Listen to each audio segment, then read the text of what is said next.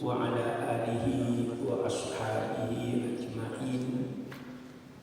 Subhanaka la ilma lana illa ma 'allamtana innaka antal alimul hakim. La haula wa la quwwata illa billahil aliyyil azim. Amma ba'd. Anak-anakku, marilah kita teruskan pembahasan kita dalam rangka mengoreksi diri, membersihkan diri dari sifat-sifat yang tercela. Di dalam bulan suci Ramadan inilah kita diperintahkan untuk menghilangkan sifat-sifat yang tercela dan diganti dengan sifat-sifat yang terpuji. Maka kita sadari kalau tubuh kita ini terdiri daripada jasmani dan rohani.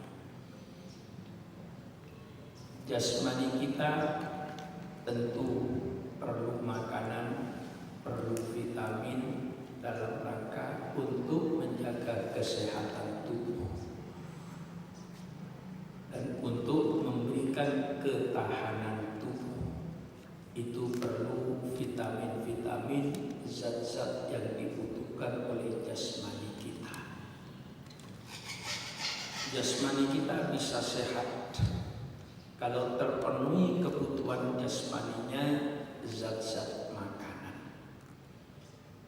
Juga jasmani kita bisa sakit apabila ketahanan tubuhnya sudah tidak mampu untuk melawan bakteri-bakteri atau virus-virus yang mau masuk ke tubuhnya. Maka terjadilah penyakit jasmani. Kalau orang yang sakit jasmaninya itu pada umumnya segera pergi ke dokter. Mengapa? Karena tidak sanggup untuk menderita penyakit jasmaninya tadi. Seperti misalnya penyakit panas, penyakit perut, penyakit paru-paru, penyakit jantung, dan seterusnya, bermacam-macam penyakit kanker. Kalau tubuhnya diserang oleh penyakit, kemudian ketahanan tubuhnya tidak mampu, maka sakitlah orang itu dan segera pergi ke dokter karena tidak tahan untuk menahan sakitnya penyakit jasmani. Rohani pun tidak berbeda dengan jasmani. Rohaninya pun harus sehat, mempunyai ketahanan rohani. Nah, ketahanan rohani itu hanya dengan pelajaran-pelajaran agama, diisi rohaninya dengan iman kepada Allah, diisi rohaninya dengan tawakal kepada Allah. Dengan iman yang kuat dan tangguh, maka bisa menjadikan rohaninya sehat. Kalau saya sebutkan tadi penyakit-penyakit jasmani begitu banyak, penyakit kanker, penyakit paru-paru, penyakit darah tinggi, penyakit jantung, dan seterusnya. Penyakit rohani pun tidak kalah. Rohani kita punya penyakit yang mungkin dalam kesempatan ini tidak mungkin saya uraikan semua penyakit, mungkin berseri sampai besok hari, besok lusa, mungkin 3 hari, 4 hari tentang penyakit rohani. Pertama, penyakit rohani itu yang paling berbahaya yang namanya penyakit tamak, penyakit serakah, hubbud dunia. Sehingga Rasul bersabda, hubbud dunia ra'su kulli khati'atin. Cinta kepada dunia, serakah, tamak, itu yang menjadi sumber segala kesalahan dan kekacauan di permukaan bumi ini. Sifat tamak, sifat serakah yang tidak pernah ada puas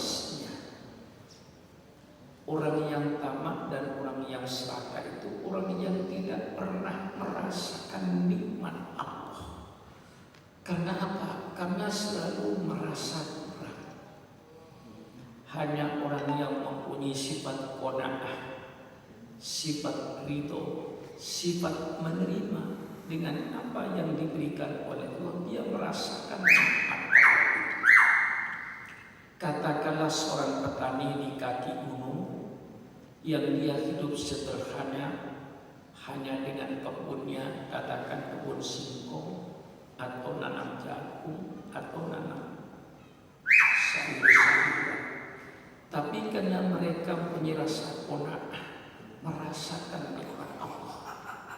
Ketika dia sarapan pagi hanya dengan singkong rebus, di sampingnya cuma dikasih gula, katakanlah dikasih mentega, tapi dia tetap berkata, alhamdulillah ya Allah, saya masih mau makan.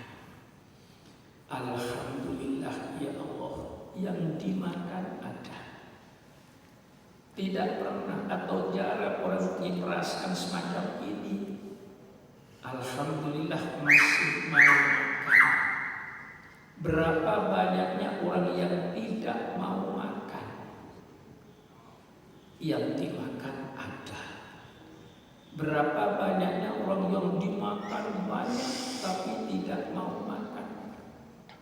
Lihatlah kepada pengungsi-pengungsi itu, dia mau makan, yang dimakan tidak ada.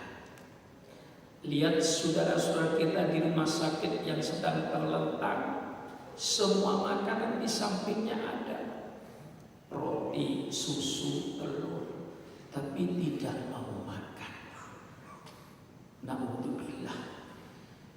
Nah, kita mestinya yang mau makan ini bersyukur, ya Allah, alhamdulillah masih mau makan. Alhamdulillah yang dimakan ada. Inilah orang yang tahu bersyukur. Orang yang bersifat tamak dan serakah, itu yang selamanya tidak merasakan nikmat Allah karena masih kurang. Dia kaya sebagai pengusaha. Ketika dia membaca di surat kabar ada tender proyek 10 miliar, akhirnya dia memikirkan proyek yang 10 miliar, takut tidak jatuh di tangannya. Akhirnya tidak bisa tidur, hanya bolak-balik di atas tempat tidurnya memikirkan proyek yang 10 miliar, takut tidak jatuh di tangannya. Ditawari makan oleh istrinya, tidak enak, tidak mau makan. Apa artinya kaya? Tidur tidak enak, makan tidak enak. Nikmatnya seorang kuli yang sederhana, tidurnya nyenyak di tengah-tengah bangunan yang belum selesai. Tidurnya nyenyak, makannya dengan makan yang sedemikian rupa rasanya lahap. Dia dapat nikmat hidup. Kaya, tidak enak makan. Kaya, tidak tidur karena memikirkan proyek yang sedang berjalan, takut tidak jatuh di tangannya, padahal dia dalam keadaan kaya. Tersiksa orang yang serakah itu. Maka di dalam Al-Quran dikatakan, alhaakumut takatsur hatta zurtumul maqabir. Alhaakum yang telah membuat kalian lengah, yang telah membuat kalian lupa. Apa itu? At-takatsur, karena Anda berpacu mewah-mewahan, berpacu dalam kehidupan, ingin mempunyai kendaraan yang mewah, mempunyai rumah kayak istana, ingin punya pakaian yang mewah, berpacu dalam kemewahan. Inilah yang oleh Al-Quran dikatakan yang melupakan, lupa kepada Allah, lupa kepada surga, lupa kepada neraka, sehingga apapun dikerjakan. Inilah hubbud dunya ra'su kulli khati'atin. Penyakit tamak dan serakah itu hinggap kepada siapapun saja berbahaya. Hinggap kepada pedagang-pedagang di pasar-pasar serakah. Akhirnya dia menipu pembeli, mengurangi timbangan, barang yang jelek dikatakan baik dan seterusnya. Karena yang penting dia dapat duit, nipu orang pun tidak peduli. Inilah kalau penyakit serakah ini berada di pasar-pasar. Penyakit serakah itu bisa hinggap pula kepada pejabat-pejabat pemerintah. Kalau pejabat-pejabat pemerintahnya serakah, tamak, rakus, sangat berbahaya penyakit ini. Padahal pejabat-pejabat pemerintah itu sudah digaji oleh rakyat sedemikian besar untuk mengurusi rakyatnya. Akhirnya lupa mengurusi rakyatnya, lalu mengurusi dirinya sendiri. Inilah kalau penyakit tamak serakah hingga kepada pejabat-pejabat pemerintah. Na'udzubillah, bupatinya serakah, gubernurnya serakah, menterinya serakah, anggota DPR-nya serakah. Hancurlah negara ini. Sehingga mereka sudah tidak peduli dengan kepentingan rakyatnya. Dia terpikir untuk mengumpulkan kekayaan. Padahal gajinya sudah 30 juta, 60 juta cukup untuk hidup dengan keluarganya. Tapi sifat tamak dan sifat serakah, sehingga terjadilah sogok menyogok, suap menyuap yang sangat dikutuk dalam Islam. Rasul bersabda, ar-rosi wal murtasi finnar. Orang yang menyuap dan orang yang terima suap, kedua-duanya masuk neraka. Saya tidak pernah menyuap, tetapi saya cuma ngasih. Saya tidak pernah ngasih, saya cuma menerima. Kedua-duanya sama masuk neraka. Sebab apa? Islam mengutuk sogok menyogok dan suap menyuap, karena inilah yang akan merusak tatanan hukum di tengah-tengah masyarakat. Dengan adanya sogok menyogok dan suap menyuap, maka selamanya yang berduit yang benar, yang tidak berduit selalu salah. Mengapa salah? Salahnya tidak berduit. Inilah negara kalau sudah disinggahi penyakit tamak dan serakah di kalangan pejabatnya, rakyat menjadi miskin. Pejabat-pejabatnya yang kaya raya bergelimang di dalam kemewahan, di tengah-tengah rakyat yang sulit untuk mencari sesuatu nasi. Ada tugas daripada pejabat pemerintah untuk mensejahterakan rakyatnya, untuk menyelamatkan rakyatnya, untuk menjamin ketenangan hidupnya dan kedamaian hidupnya. Itu tugas dan pentingnya kita bernegara. Tapi kalau disinggahi oleh penyakit-penyakit serakah, habislah semuanya. Lebih berbahaya lagi kalau penyakit tamak, penyakit serakah hinggap kepada para alim ulamanya. Kalau pedagang serakah barangkali cuma ngurangin timbangan. Kalau pejabat pemerintah serakah barangkali cuma merugikan rakyat dan uang negara. Tapi kalau ulamanya yang serakah, itu yang paling berbahaya. Apa yang akan dijual oleh ulama yang serakah itu? Sebagaimana yang telah saya jelaskan pada hari-hari yang lalu, tidak ada jalan lain bagi ulama yang serakah untuk menjual agamanya, ditukar dengan kepentingan dunia, sehingga kebenaran tidak akan terwujud. Kalau sudah ulama yang kena penyakit serakah, maka penyakit serakah itu tidak akan ada batasnya. Sehingga Al-Quran menyatakan hatta zurtumul maqabir, sampai masuk liang kubur. baru sifat serakah itu akan berakhir. Kalau tidak segera diobati.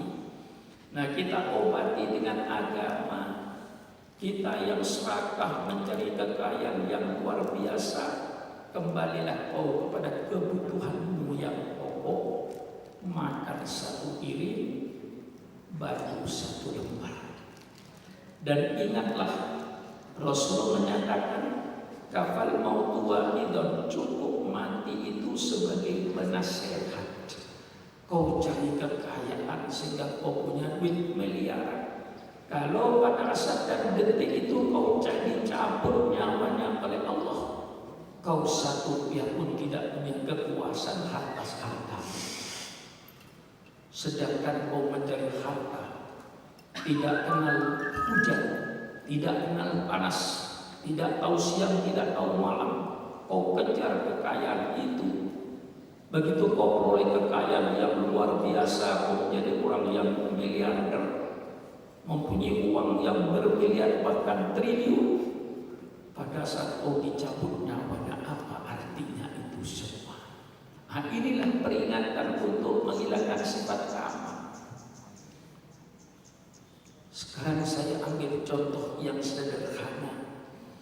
Ketika kita hidup sehat, bisa berjalan kaki, mestinya orang itu bersyukur, alhamdulillah saya sehat, bisa pergi walaupun dengan jalan kaki, toh kaki saya mampu. Tapi si serakah ini begitu melihat orang naik sepeda ontel, timbullah pikiran serakahnya, ingin apa yang ada pada orang lain pindah kepada dirinya, ingin mempunyai sepeda ontel. Diberi oleh Allah sepeda ontel.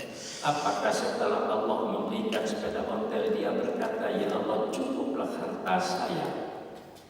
Tidak ada semacam itu. Serakah itu tidak akan berhenti. Melihat orang naik sepeda motor Yamaha, dia berkata, ya Allah, alangkah nikmatnya orang yang punya sepeda motor Yamaha, ya Allah, lebih cepat dari saya yang pakai sepeda ontel. Dengkul saya ngilu, ya Allah. Begitu dia naik sepeda roda 2, balik sepeda motor, apakah dia lalu puas? Ya Allah, cukuplah harta saya di sini. Tidak. Nafsu semakin menyala. Apa salah dengan orang yang naik mobil roda 4?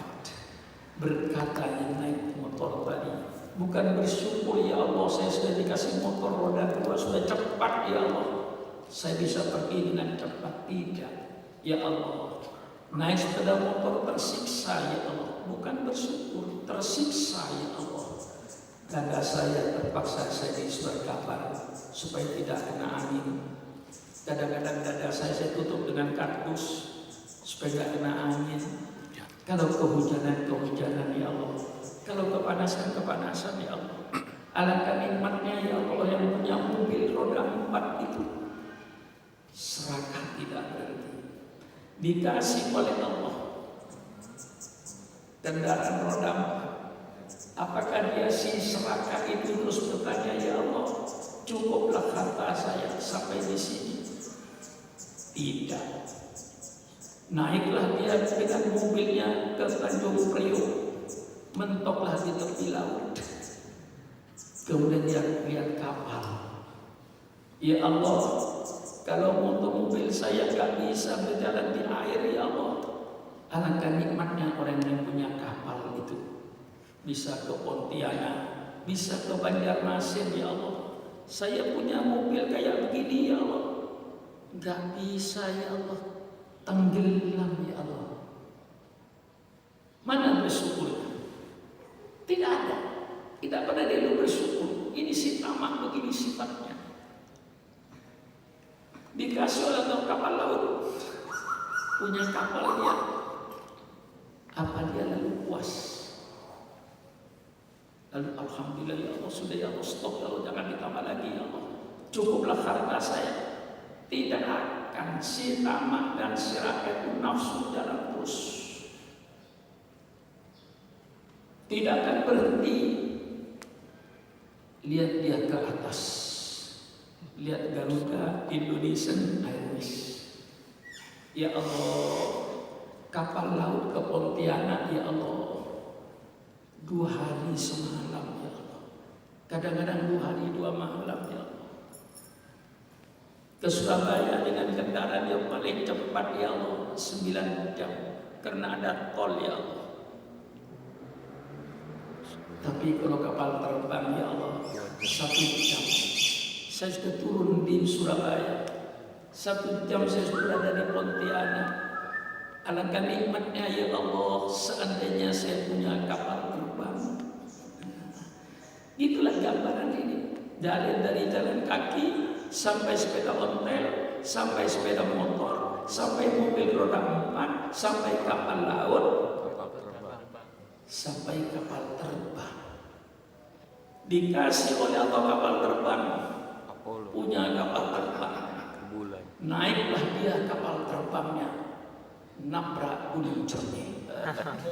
Baru hatta surtumul maqabir, baru selesai urusan. Kalau belum nabrak gunung Cermin, belum mati, dia masih terus timbul nafsu ini, tidak akan berhenti nafsu ini. Inilah hawa nafsu yang betul-betul sangat berbahaya. Berjangkit kepada ulama sangat berbahaya, sehingga tidak ada lagi kebenaran, tidak ada lagi keadilan. Penyakit serakah itu berjangkit kepada pemimpin-pemimpin bangsa, kepada pejabat-pejabat pemerintah. Naudzubillah, miskinlah rakyatnya, yang kaya pejabatnya. Boleh saja dilihat di Indonesia sekarang bagaimana hidupnya pejabat, mulai bupati atau mulai camat atau mulai lurah sampai bupatinya sampai gubernurnya. Adakah kira-kira yang mereka punya kesulitan hidup setiap hari? Nah, disinilah di tengah-tengah rakyat yang kadang-kadang untuk mencari sesuatu nasi sulit, disitulah pemimpinnya bergelimang di dalam kemewahan. Alhaakumut takatsur, yang membuat kalian lengah lupa. At-takatsur, berpacu banyak-banyakan harta, berpacu kepada kemewahan ini yang membuat kalian lupa kepada kewajibannya sebagai pejabat pemerintah, lupa kewajibannya sebagai pemimpin negara, lupa kewajibannya sebagai ulama. Karena yang dikejar satu, hubbud dunia, mencintai dunia, menjadi rasulullah khotiatin.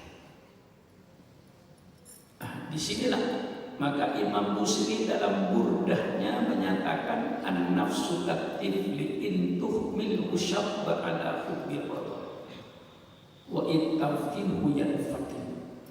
Nafsu itu ibaratkan anak kecil. Kalau dibiarkan dia menyusu, netek sama ibunya, sampai tua pun dia tidak akan berhenti netek. Maaf, saya punya kawan dulu di SD, sampai kelas 6 SD itu masih netek sama ibunya. Kalau istirahat kedua, dia mesti lari pulang. Saya tanya, mengapa kau pulang? Setiap istirahat kedua pasti kau pulang. Iya, saya haus, saya netek sama ibu saya. Sudah umur 12 tahun, kapan akan di-stop ini? Tetapi kalau di-stop, di sapi, berhenti dia menetek. Laituna nafsu, kata Imam Busiri. La tarum bil ma'asi kasrasahwatiha inna ta'ama yuqawhi syahwatan nahimi. Dalam burda yang kau baca itu, la tarum bil ma'asi, jangan kau bermaksud berbuat maksiat supaya nafsu saya kapok. Saya 1 minggu akan berzina, biar nanti kapok. Saya 1 minggu, kalau 1 bulan saya mau berjudi terus tidak berhenti, biar kapok. 1 minggu saya akan minum minuman keras tidak berhenti, Saya puaskan nafsu saya biar nanti berhenti kalau sudah puas. Kata Imam Busiri, itulah perkiraan yang meleset. La tarum bil ma'asi kasra sahwatiha, inna ta'ama yuqawi syahwatan nahim. Jangan kau bermaksud nafsumu kau biarkan berbuat maksiat supaya kapok. Nafsu itu ibaratkan binatang yang lapar. Semakin dikasih makan semakin puas, semakin dikasih makan semakin galak. Itulah nafsu. Semakin dikasih kesempatan, sekarang korupsi, besok korupsi yang lebih besar lagi, lusa akan korupsi yang lebih besar lagi. Tidak akan puas selama masih ada jalan. Itulah nafsu, kata Imam Busiri. Maka mari kita ingatlah kepada kebutuhan kita itu apa sebenarnya. Allah persilakan Anda main dalam kehidupan dunia ini segala macam permainan. I'lamu annamal hayatud dunya la'ib. Ketahui oleh kalian bahwa hidup di dunia cuma permainan. La'ibun walahun, permainan yang membuat manusia lupa. Orang yang bermain biasanya lupa sama peraturan permainan. Orang yang nonton kadang-kadang yang sadar. Persilakan kau bermain di bidang bisnis sehingga engkau menjadi konglomerat, memiliki perhotelan di mana-mana, memiliki pabrik di mana-mana, memiliki industri di mana-mana. Persilakan kau bermain di bidang pertanian sehingga kau menjadi petani yang kaya, memiliki ribuan hektar kebun kelapa sawit misalnya. Persilakan kau bermain di bidang ilmiah sehingga kau menjadi profesor, doktor dan seterusnya. Persilakan kau bermain di bidang politik sehingga kau bisa mendapat karir politik, menjadi bupati, menjadi gubernur, menjadi anggota DPR, menjadi menteri sampai menjadi presiden. Top politik kau tempati, persilahkan. Tapi sadarilah oleh kau bahwa mati pasti menjemput engkau. Pada saat mati sudah menjemput engkau, semuanya tidak ada artinya. Hai konglomerat, permainanmu sudah selesai. Sekarang kau kembali ke kuburan, tidak ada satu rupiah yang kau terima, yang kau bawa. Sekarang kau bertanggung jawab di hadapan Allah. Selama kau berjuang, bermain di bidang ekonomi, bisnis, pernahkah kau nipu orang? Pernahkah berbuat oleh 4 orang? Ini harus dipertanggungjawabkan nanti di hadapan Allah. Persilakan yang bermain di bidang politik sehingga kau mendapat kedudukan menjadi presiden, gubernur, bupati dan seterusnya. Begitu malaikat Israfil datang, hai para pelaku politik, permainanmu sudah selesai. Sekarang kau kembalilah kepada Allah. Ketika kau mencari kedudukan dan jabatan, pernahkah kau memfitnah orang, pernah kau menjatuhkan orang? Sekarang kau bertanggung jawab di hadapan Allah seluruhnya. Termasuk para ulamanya yang akan dimintai pertanggungan jawab oleh Allah Subhanahu wa Ta'ala. Maka kalau ingat bahwa kita akan berakhir dengan kematian, marilah kita berbuat sesuai dengan perintah Allah, jauhi larangan Allah, sehingga kembali kepada Allah dan keadaan tersenyum dengan amal solehnya. Inilah barangkali yang saya sampaikan dalam kesempatan ini. Insya Allah besok sore menyusul penyakit-penyakit rohani yang lain, seperti misalnya penyakit sombong dan mati hasad. Marilah kita selalu tutup dengan doa kepada Allah yang singkat, doa yang berkenaan dengan keadaan sekarang ini. Ya Allah, ya Allah, ya Allah, ya Allah, ya dafi'al bala, idfa' annal bala wal waba wat ta'un wa virus corona ya Allah min baladina hadha khassah wa min buldanil muslimina amma ya hayyu ya qayyum ya azizu ya ghaffar ya arhamar rahimin irhamna ya tawwab tub alaina innaka antat tawwabur rahim. Wassalamualaikum warahmatullahi